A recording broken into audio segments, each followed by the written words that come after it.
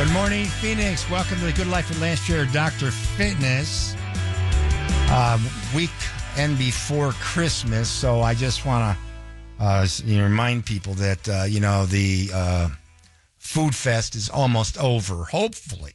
And you're not one of those people who fell prey to all the different temptations that are out there during this time of year, all the foods that you shouldn't be sticking in your face, because ultimately you will pay the price. Good morning. The phone number here is 602-260-5394 is the number. If you've got a comment or a question, or you're having a rough time getting through the food stuff, or you're having a rough time not exercising this time, we're the people to talk to. Dr. Fitness. My guest today is Paul Eftang. He's the owner-operator of the Nootropics Depot, and you hear about them a lot on my show. And probably, and I can say this, Paul, safely, I always do. This guy is the smartest human being I've ever met. And he's smiling because he knows it's true. You talk about, knowing about nutrition, nutraceuticals, which are basically nutrients that you, from vitamins and minerals, amino acids, things like that. Right, Paul? Yeah. All that stuff. And we know that we live in a pharmaceutical world where people depend on drugs for everything. And one of the main drugs this time of year, or any time of the year for the last couple of years, are these GLP-1 antagonists. Okay, agonists, I should say. Things like Ozempic, Wegovy, Mounjaro, Zeptide, or Zepbound, things like this. And in 2023, we spent over $71 billion on these medications, up 500% from 2018. Yep. And it's only it's getting worse. It's not getting better. And we know there are side effects to these types of medications, along with other drugs too. And I want to talk with you today about that. The side effects from some of the common drugs that we take. And there's a lot of them. People think that if you're taking a drug, that it doesn't cause nutritional, because you're a nutraceutical expert, deficiencies. Yeah. And we're going to start with this one here. Let's go first to, let's go to your... Yeah, one interesting thing, my wife just had her birthday, so we went out to dinner with some friends, and almost everybody at the table was currently on a GLP-1 drug, except my wife and I. That were with you guys. Mm-hmm. Yeah, everyone at the table other than us. And what was the purpose for taking the medication? Just to lose weight. Mm-hmm. Yeah. And we do know that when people, this applies to changing, to dieting as well, if the focus is only to lose weight, they will fail. Right. Yeah, if they don't make any lifestyle changes. Right, because they'll fall right back into the same bad habits that they fell into before once they stop. And we know those medications, you can't be taking those forever. They have some serious side effects. And we haven't used them that long in the grand scheme of things. Exactly. So when they do come off of it, which they will eventually, then they're going to put all that weight back on, because the purpose for losing weight in the first place should have been more than just losing weight. It's to be healthier. And because of the rebound effect. Uh-huh. Your body stops producing its own natural GLP-1. And they're talking, I believe that they're claiming, if I'm not getting these numbers wrong, right, is 60% of women are taking this stuff now. I believe it. And 40% of men. That's a huge number. No wonder they made $71 billion on the sale of those medications just 2 years ago. Yeah. It's kind of a indication of laziness in our society. We want a quick fix. Yeah, big time. And in a big time way. And I know that with RFK Jr., we talked to this briefly in the waiting room. He's talking about eliminating or getting rid of drug advertising. Okay, and we're one of the few countries that are allowed to do that. And we didn't start advertising medications or drugs on in the media until about 1980, 1981. So it hasn't been something we've done forever. It's more recent. Right. And drug sales have surged through the ceiling. And our use of drugs wasn't nearly as ubiquitous back then. Right. And it's only going to get worse unless we stop glamorizing these medications, because, when you look at what's at that one medication, Jardiance, the small pill with the big story, You've seen that one, right? Yeah. They're dancing around on TV. You got all these people that are sort of chubby. Right. Okay. They're dancing around, making it look glamorous to be on this medication, this small pill with a big story. Okay. And then they list all these side effects at the bottom. You know, basically you get a fungal infection in your groin. That's one of them. Yeah. Oh, that's a nice thing to think about. You know, get mold in your groin. I wouldn't want that. Yeah, I'll pass on that one. You know, and so they're getting people to think these medications, you know, by the nice music and the people dancing around and, you know, happy, happy, happy. And that person looks like me on TV. And I could take this medication, to feel better and to get my blood work in order and lose weight. Okay, with all the side effects, it's hard to say they basically ignore all that stuff. So when the side effects do set in, then they think it's another disease and put them on another drug. Right. You know.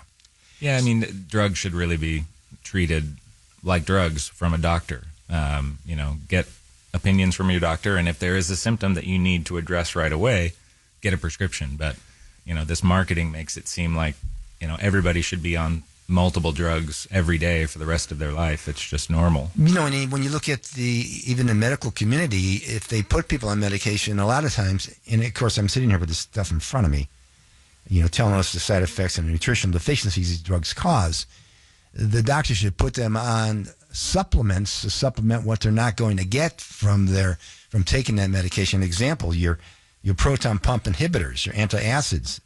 Okay, long term, they deplete B12, magnesium, calcium, iron, zinc, beta carotene, you name it.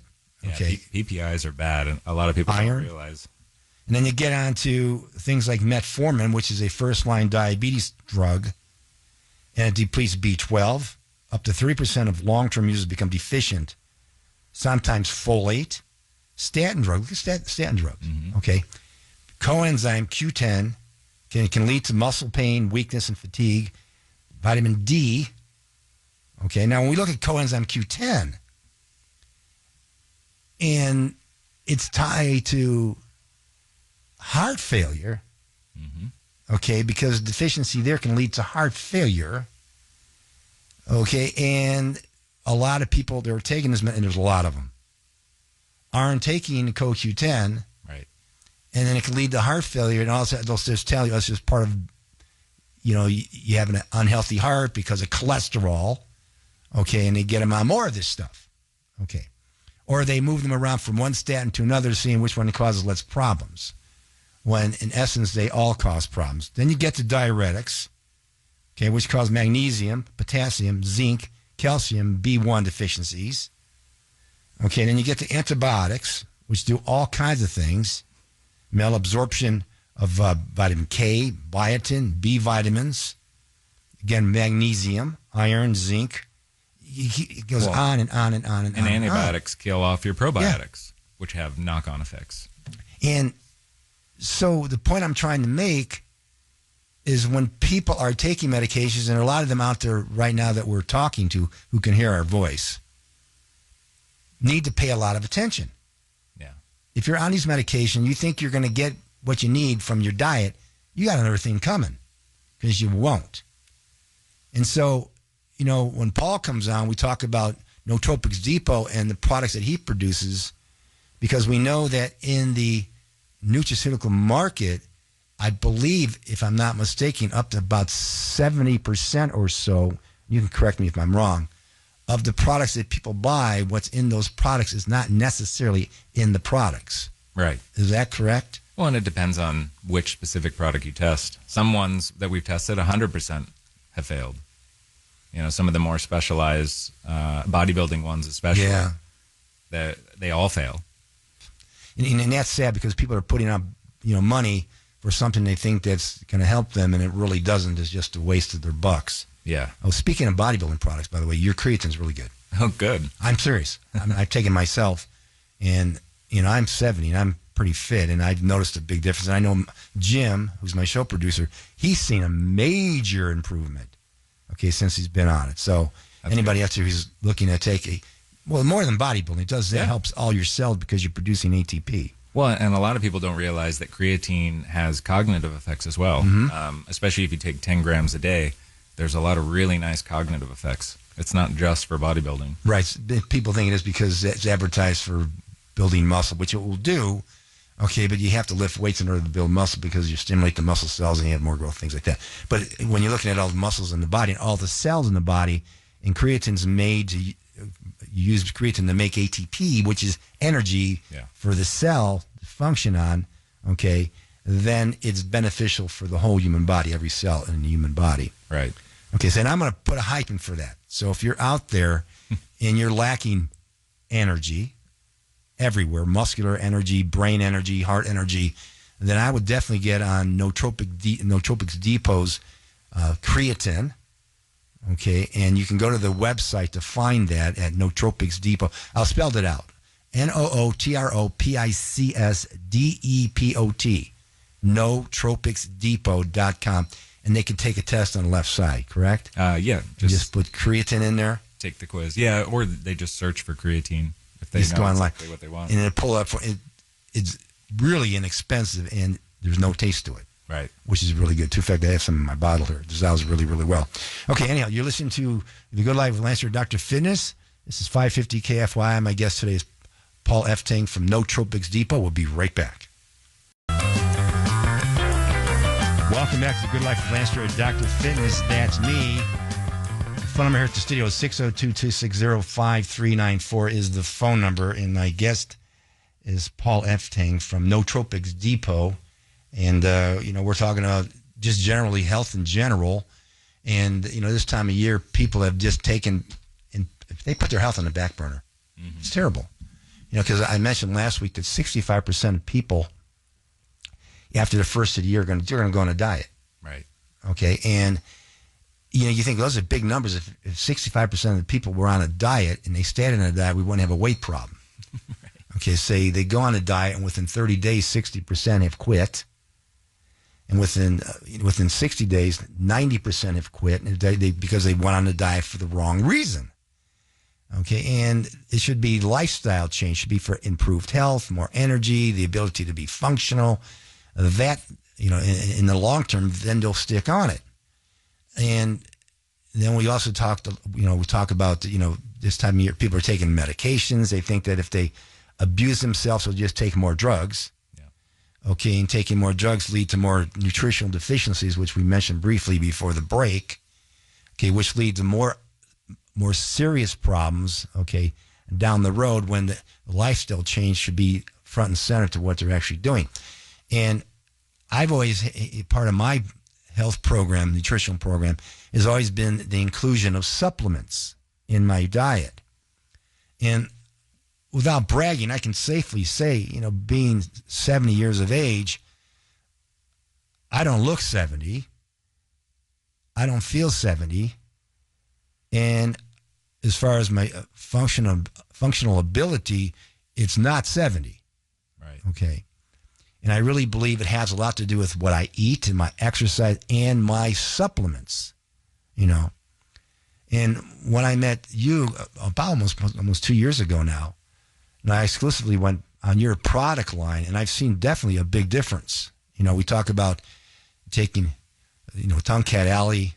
You need to say to your Curie whatever. I still can't say that. Tomcat Alley. Yeah, okay. And testosterone in general. In fact, I've got numbers in front of me. This is my latest test. Okay, with a total testosterone of 1,074 and a free of 111. And this is in a 70-year-old male. You just don't see that, all right? Those are great numbers. I know they are. And I tell people, they sort of shake, say, really? I go, yeah. And this is in a 70-year-old male. Usually when you see a 70-year-old male, those numbers are way down, or they're lower than low. Oh, yeah. What's it, under 250, I think it is? For total? Yeah, for total. They think that's normal. No wonder men are not functional. And I mean, in more ways than one. Right. And that's tied into everything. That's what makes a male a male. It's testosterone. Without you're not a guy. I'm sorry. Hate to say that. I've known people, friends of mine, who've had a free testosterone down 12 to 15. Yeah. That's literally nothing. You find women that they recommend more than that, and women. Yeah. Well, and testosterone controls your motivation, your energy levels, everything. which then has knock-on effects. Everything. If you're not motivated, you don't eat right, you get more stressed. You're sleepy all the time. You don't work out. You don't go out and have fun. You don't have, I can say this on the air, sex as much. Right. Okay, which is true as you get old. And this applies to the women, too, the women folks out there, too. Their hormones, they're more intricate than we are. Yeah. They have more going on.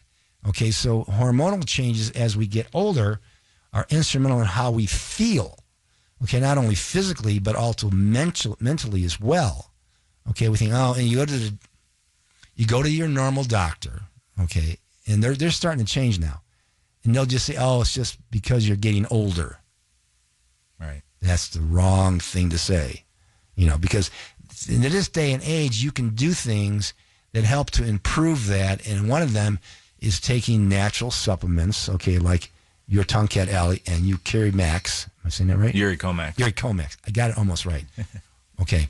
Which is more recent nutraceutical that you guys are making now, which combines a lot of different things besides the Tonkat Alley, which boosts your testosterone levels naturally. Because when you think about testosterone in general, they'll say there's no real thing like real testosterone. Well, real testosterone is not the stuff that you put on your arm or in a gel or take a shot from, correct? Yeah. It's when you produce your own. That's real testosterone. Yeah, you got to keep your pituitary in play.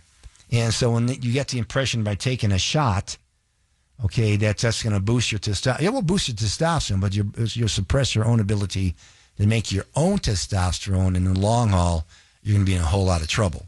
Well, I think a better way to look at it is you're not boosting your testosterone. You're replacing it. Right. Increasing your body's natural production is boosting your testosterone. Right. Outside of something that you take and make yourself. Yeah. Okay. Just like the GLP-1s, your body makes natural GLP-1 or you can replace it. Right. That's why things like the berberine help you produce your own naturally. Right. Without the side effects. Okay. Right. Now, you mentioned fiber. Okay. And I have never been a big proponent of fiber because and I'm going to state my own thing here. And when you look at, essential nutrients, fiber is not on the list. Okay. Now, I'm not saying you shouldn't take fiber because I get fiber. All right. It's just as far as what they mean by essentials, you can't make it. Right. From other things you're taking in. And, and you were explaining why there's a big push in fiber now. Yeah. Okay. Explain your belief why that is and what is fiber doing for people, okay, outside of making them go to the bathroom more, maybe binding up fat and things like that, and slowing up digestion down. Yeah, so I think around 95% of Americans are deficient in fiber, technically. How would you know that? Just by testing and meta-analyses that they go out and they see how much people are having fiber intake every day and comparing it to the RDI, the recommended daily intake. Yeah, which there's a lot of cases that thing's wrong too. Yeah, well, for sure, but I think with fiber, it's wrong in the other way. You should take more than what they're telling you to take. So fiber is an interesting one because you have soluble fiber and insoluble fiber, and then you have fermentable and non-fermentable fiber. So you need a good balance of both. The fermentable fiber is really what feeds your probiotics, and that's where you get a lot of the benefits, the short-chain fatty acid production. Okay, so basically it's food for the bacteria that grows naturally in your intestinal system. And 70% of your immune system is in your GI tract. Right. So your probiotic balance and the health of the probiotics in your system really makes a difference for your overall health. And not just immune. They've shown that your mood is affected by your probiotics because certain probiotics make GABA, they make serotonin. Right.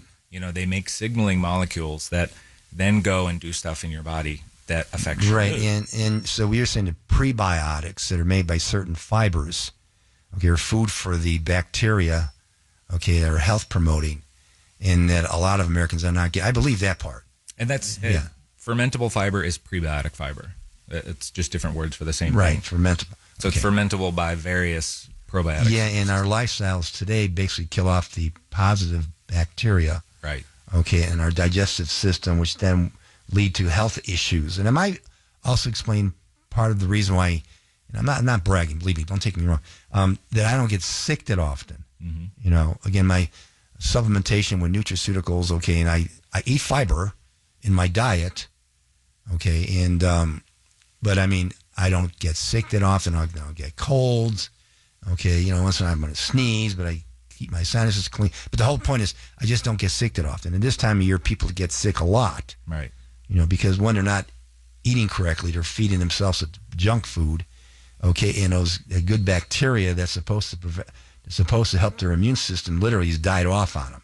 Well, how I got into it and how I got so interested in fiber and in probiotics is I went to India about, 20 years ago.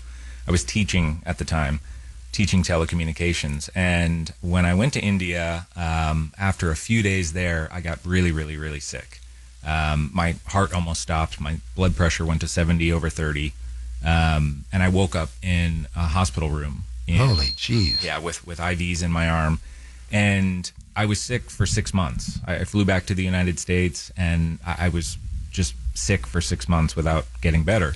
So I went to an immunologist, and nobody could figure out what it is. They were even doing tests on me like HIV. They're like, well, you had IVs in your arm in India. You don't know what they were putting in there. What if they were dirty? So it was a scary time. And eventually I got in front of an immunologist that said, I think they ruined your microbiome there. I think you got a bug when you were in India, and they injected you with so much IV antibiotics, it completely destroyed your microbiome. And I don't have an So you got sick first, and they gave you something to kill off more of your natural protection. Right, which is why I didn't get better. So who knows what I got in India? You know, there's so much stuff going around in India. But the reason I didn't get better afterwards is because the IV antibiotics they gave me just completely destroyed all the probiotics in my system. And I don't have an appendix. When I was young, I had my appendix out, and now they have learned that the appendix actually has a function. It's not useless like they used to think. Right. It's a reservoir for your probiotics to reintroduce them into your stomach if they get killed off. So because I didn't have an appendix, when they gave me the IV antibiotics, it just destroyed my whole system, and my system had no way to get back in balance. So what did you do to get it back in balance? So I started taking prebiotic fiber and a couple different probiotics. So I had to reintroduce the beneficial bacteria that I wanted into my system, and I had to give it the food that allowed them to reintroduce and recolonize my GI tract. Okay, so this is what got you into nutraceuticals then?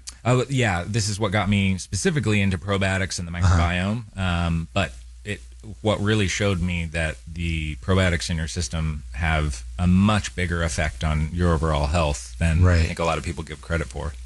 Right, now you have a probiotics product.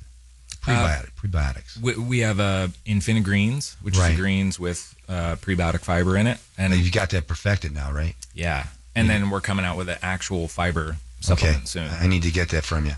And then we're coming out with some probiotics too. Good. So does it have to be refrigerated? No. So the probiotics that we're using are actually a 3-stage microencapsulated system where the probiotics is surrounded by a lipid bilayer. Right. And then another layer on top of that of prebiotic fiber, the food that it needs. And then another layer, protective layer for the acid in your stomach. So it's like a core with 3 layers. It's encapsulated so it can't be damaged by the... Okay. And it delivers the probiotics with its food that it needs to colonize. Right. Yeah, because years back I was involved with a research biochemist, and he told me the only effective way to take probiotics is rectally at that point, implant it up into the colon, because otherwise the digestive system is damaged and destroyed. Yeah. So you perfected a method so it doesn't have to be refrigerated, okay, and you're going to get what you're getting. And it's about cell count, too. So there's a probiotic that a lot of people take right now called Pendulum Health. It's, they have a ton of financial backing, so they're doing a lot of advertising. And they sell one, it's an Akkermansia. They only have 100 million live cells in their supplement. When we're coming out with one, it's going to be 20 billion. So it matters the type of probiotic that you have, the form that it's in, and the amount of live cells that you're getting per dose. When is it available? The probiotics that we're doing? Right. Probably February. Okay, good. So we have you on February show. We'll talk about it at that point. Yeah. Welcome back to the Good Life for Lance, Dr. Fitness. That's me. Phone number at studio 602-260-5394. My guest today is Paul Eftang. He's the owner, operator, CEO, whatever all those numbers and letters are, of Nootropics Depot. And I'm going to give you their website if you're interested in getting yourself on a good nutraceutical program. supplementing your diet, and also if you're taking medications, which have all kinds of side effects, many of them nutritional deficiencies. And if you're not supplementing, then you can run into some bigger problems that you do not want. Okay, his website's Node. That's N-O-O. It's 2 O's. Tropics, Tropics Depot, DEPOT.com. And, go there. You can take the test. Yep. Okay, and someone helped to direct you in the right way to get on the right product. And one of the things that's so cool about this is when I went to visit his facility, it's 80,000 feet now, you say it was? Yep, 80,000. 80,000 feet. It's absolutely huge. And they make a lot of this stuff there. And they test it, okay? And with each batch, a test sheet comes out that confirms what's in it, right? Yeah. Okay, it gets an assay. Yeah. I mean, I didn't trust anyone, so I had to build my own lab. And so if you get an assay that says this is what's in it, this is what's in it, you will not find that with a lot of products, particularly on the internet. They're just not there. And that's why a lot of them either don't have anything in it that they say they do or not as much of it. Okay. And when Paul got here, I mean, I mentioned something to him briefly, and we talked a little bit about it in the waiting room about pets. And I realize it's a human show, but, we all have animals. We all love our animals like they're family. And we now have 2 new puppies. Okay, one is my son's. He's going to give it to his kids at Christmas time, surprise them. It's a French bulldog. And his sibling was a runt of the litter. We think malnourished because there was 7 in the pack, and she probably wasn't let to eat. Right. And she suffered malnourishment. Plus, she had parasites and things like this. So it's been interesting. I visited the vet probably more in the last month than I've been in the vet in years, with the puppy and whatnot. And she's doing real well. My wife was feeding her with a dropper to get some nutrition, and she's doing really good right now. But she goes and asks me this question. Do not ask Dr. Fitness this stuff. Because I had to keep my composure with my wife and my son, Ryan, who was with us. And she says, what kind of food do you feed your dogs? Because we got 5 of them right now. And soon to be 3. Anyhow, I said, this is grain-free. She had a meltdown. I said, well, dogs are carnivores. They're not carnivores. They're facilitative omnivores. I go, what? They're omnivores. She says, well, they eat herbivores, don't they? And they get to... I'm going, okay. And we're seeing heart problems with dogs and cats who are on this grain-free diet. I'm going, okay. So they need to have grains. I said, where in the wild do dogs and cats get grains? Right. I said, they don't digest seeds off of weeds. It's that simple. They need grains in their diet. So I did my own homework. First off, you can go, this is what's good about AI. Yeah. Dogs are carnivores. Okay. Yes, they can eat some form of carbohydrates. All right. Berries. Okay. They maybe eat some roots, but they won't do that. That's not their food of choice. Right. The food of choice is the viscera. That means the guts of this is in the wild now, of other animals. Why do they eat the guts of other animals? Liver, okay, kidneys.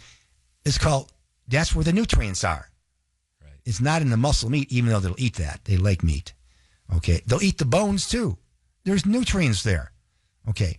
The first food of choice for them is not having a piece of bread. I'm sorry to say this. All right. But anyhow, I looked it up, and there's been some extensive research being done, not only by universities, but our government, in regards why the sudden spike in dilated cardiomyopathy, heart failure, okay, in cats and dogs, primarily in dogs, a huge increase. And some of the food companies like Purina, I won't name a few of the other ones, but they're there, all doing their own testing and trying to say it's the grain-free diets these animals are on, and that they need grains. Okay, but you go to the research, and the research says quite the opposite, that the grain-free formulas are not carbohydrate-free. They replace the grains, when it says no soy, wheat, rice, corn, okay, with things like legumes and chickpeas and peas, all right, and potatoes. and they're having problems with these nutrients, okay, with these food additives, these carbohydrates, because they have anti-nutrient properties like, phytic acid phytates in it, things like that, which prevent nutrient absorption.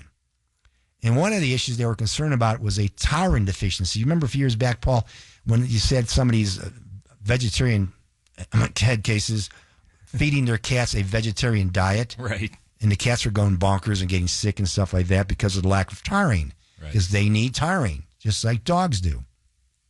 And they think it's tied literally to the huge amounts of legumes and whatnot that these food companies are putting in the grain-free formulas and hoodwinking the average American who wants a healthier diet for their cats and dogs to thinking because it's grain-free that is healthier for them, when all they're doing is supplementing, the food kibble, with other sources of carbohydrates in the forms of legumes and things like this, which is not natural to their diet. Right. Okay. Seeing that you're a nutraceutical expert, all right, I know you told me you feed your dog 1 capsule of taurine a day. Right. It's very smart. And your dog's, 14, 15 pounds, you said? Yeah, he's 15 pounds and he's 16 years old. Okay. So I'm going to give a Dr. Fitness recommendation because I'm going to go online and I'm going to order me some taurine from Nootropics Depot because I know what Paul says is in it. And I'm going to give my dog, plural, a capsule of taurine every day. Just spread it on food, right? Yeah. Okay. Well, we have taurine powder too, so you can just spread the powder on it. Spread the powder on food. So if you've got pets, and I know you do out there, you love your pets like I do. Okay, you do not want to walk into the doctor's office, vet's office, who puts this thing, you need grains in it. No, you don't, vet. All right. Get yourself some taurine and put it on your dog's and cat's food, right? Yeah. You do that too as well? Okay. Just to give them insurance so they're not having a deficiency in taurine. Okay, so it helps the heart. Because they showed in a lot of the cases recovery in some of these animals who had the heart failure when they supplement it with taurine. Right. Not in all cases, but in some cases, which is a positive thing. So get the taurine for your pets, sprinkle it on, and go from there. And then don't feed them the grain-free formulas. Make your own, or order that product you were talking about. Right? And I think it's an oversimplification by veterinarians. Have you ever seen a wild dog tilling a wheat field? She had a meltdown. This guy had a meltdown. I almost said, listen, young lady, I'm a nutritionist. Yeah. Don't keep him in this bull. This dog is an omnivore. I'm an omnivore. The dog's not an omnivore. Put that dog in a wild. It's not going to eat any type of weeds that it sees growing. Yeah. It's going to go after the animal. Why? It's tastier. It also has these big canine teeth that tear through food. And you ever have a dog bite you? I had a Rottweiler that took an industrial strength fire hose and took the end of it, the metal part, and bent that thing to pieces. Oh, yeah. So it touched by its mouth. That jaw was so strong. Okay, for what? To grind through bones. Right. Yeah. Okay. Go ahead, Paul. Sorry. And I think it's an oversimplification because some of the grain-free dog foods, obviously they're just replacing wheat and corn with legumes, but they're also not using good quality meat either. Right. Like organ meat. As you said, right. You have to not just get the muscle fiber meat. You have to get the organ meat because that's where a lot of the nutrients are. Yeah, because a wild wolf will go after the liver first. Right. What do you find in the liver? All those nutrients and B vitamins and everything else. The stomach, you got all those different organs. They'll go after that first. And a lot of times, if they're full, they'll walk away and leave the rest of the animal laying there. Right. Okay, for the vultures to pick at. Yeah. And you see that in sharks. You see that in all sorts of carnivores around the world because the nutrients are stored in those organs, not necessarily in the muscle fibers. Well, even humans. I mean, when I lived in Europe for about 4 years, you go to the butcher store, and you see right there in the window all the organ meats. Yeah. You don't see that here anymore. Right. You have to look for it, or you have to ask for it. So. Right. So it's a similar thing with the Atkins diet and the human diets where they were going grain-free. They were just eating steaks and no organ meat, no other vitamins. So it's just an oversimplification. It's not eat only wheat or eat only steaks. Well, they had that explorer, Stephenson. He was went through the Arctic Circle, and his ship got stuck up there. You heard about him, right? Mm-hmm. In the early 1900s. And they were there for about 6 months, I believe. So they lived off the Inuit Eskimos diet, which is basically a lot of raw meat literally from whale and from seal and stuff like that, including the organs. They said if they ate it cooked, it was slightly boiled in blood for a short period of time, and their health improved dramatically. Right. Okay, so when I got back home, they put them in the hospital, I think, for a week and tested all these guys and said everything improved dramatically with all these individuals on a what? A raw diet, primarily raw. Okay, literally no carbohydrates. Okay, and a lot of the organ meats. Okay, from these animals. So it proves that we do better with that because that's where the nutrition's at. Because you've got a lot of people who believe that the carnivore diet, we should be on that. I'm not in belief of that completely. Okay, and I see if because you need vitamin C, that's an essential nutrient, and you find that in the organs as well. Okay, but you have to eat organ meat, not just eat a steak. Right. So, welcome back to Good Life Philanthropy, Dr. Fitness. That's me. And my guest today is Paul Eftang from Nootropics Depot, and we are talking briefly about animal health. Mm-hmm. We were talking about health about everything here, Paul. Animals, dogs, cats, horses. Okay, in fact, you were talking about horses and cancer. Yeah. Okay, and you talked about you had a dog who had insulinoma. Yeah, so I had a dog die last year, the brother of my current 16-year-old dog, and he got a rare cancer called an insulinoma, where the pancreatic cells mutate and then they metastasize and they go all over the body, and then wherever they land, it starts making insulin there too. So it's a really rare form of cancer, but it's like a 95% fatality rate just because of how it affects the body. And I started trying to look into why. Why did he get this? This is super rare.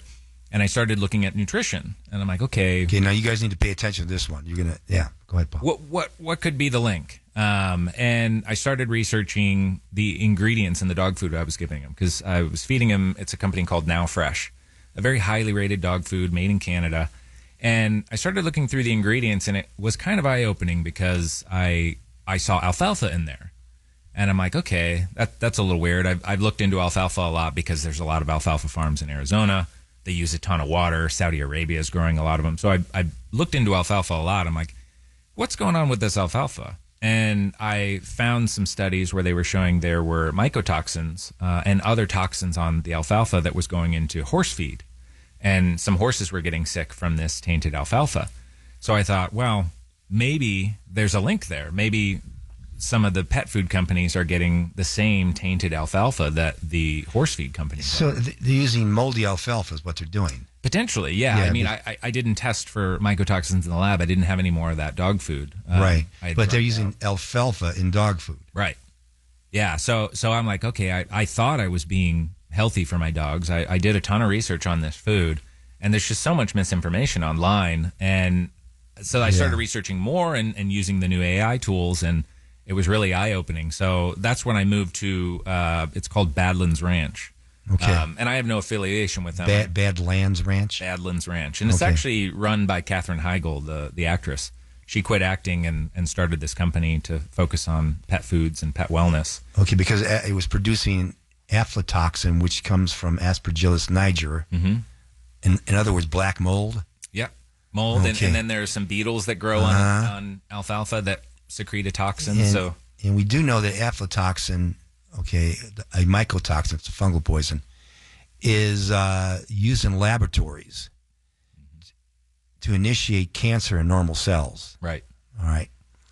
And they said it's the most potent carcinogen known to man. Right. Okay, so if you're one of those individuals out there and you have pet food that has alfalfa in it, you said it's way down the label somewhere, right? Mm-hmm. Yeah, yep. So it's just in the other ingredients. You got to really look, and I don't see any reason for alfalfa being in dog food. So it shouldn't be there. It's a filler. Yeah. So I've moved to Badlands Ranch. It's expensive, but it's organ meat. And they actually have lion's mane in it too, with some other nutrients and stuff in there that is interesting. But I mean, nutrition, whether it's a human or a pet, can get pretty complex, and there's a lot of misinformation out there. And we do know that veterinarian medicine is going way up as far as cost to take care of your animals now. Right. Okay, because they say it runs in the same line as human health. Okay, because we're the same habits with our animals as we are with ourselves. We don't take care of them, properly. We're feeding them the wrong diets. They're not getting enough activity. Okay, just hanging around with us. Yeah. Okay. And that's a bad thing. Of course, aflatoxin, nasty stuff. In fact, I was telling Paul before we came here, they actually find that in peanut butter too. People don't realize that peanuts have a lot of aflatoxin in them, and when they make peanut butter, they're using the ones with mold, okay, to make the peanut butter from.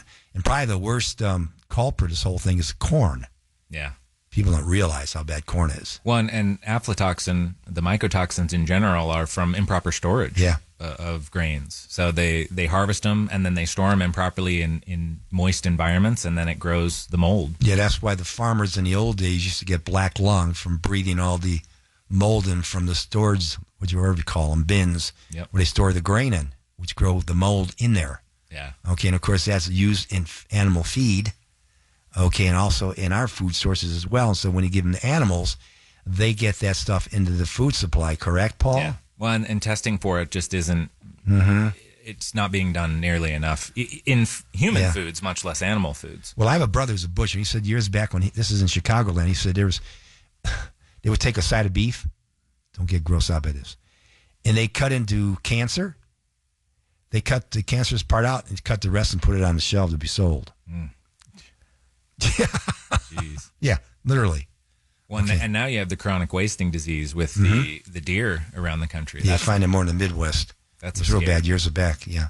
What were they doing? What were these animals doing, Paul? Take a guess. What were they doing? How'd they get this stuff? Were they tilling wheat? No, they were eating corn in the fields and soy.